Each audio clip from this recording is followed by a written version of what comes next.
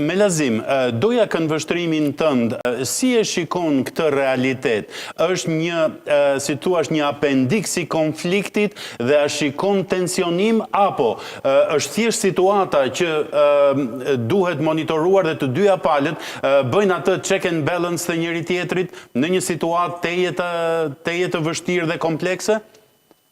Mendoj se është kjo dyta, Franco, që the, është luftë nervash praktikisht dhe ndoshta nuk e përjashtoj një mundësi tjetër, nuk din do të thotë as Athina dhe as Ankara, nuk e din epilogun e luftës në Iran dhe nuk përjashtoj mundësinë që edhe mund të përgatiten për diçka që do të ishte befasishme për rajonin.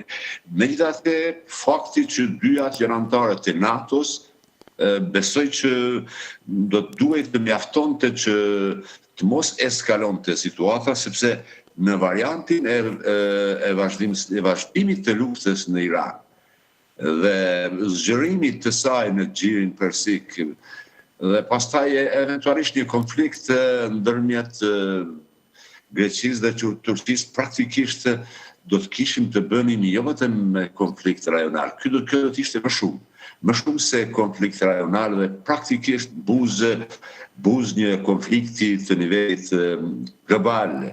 Edhe unë nuk e besoj mundësinë e një konfrontimi ose një ashpërsim të mëtej në raportet e Greqi-Turqi.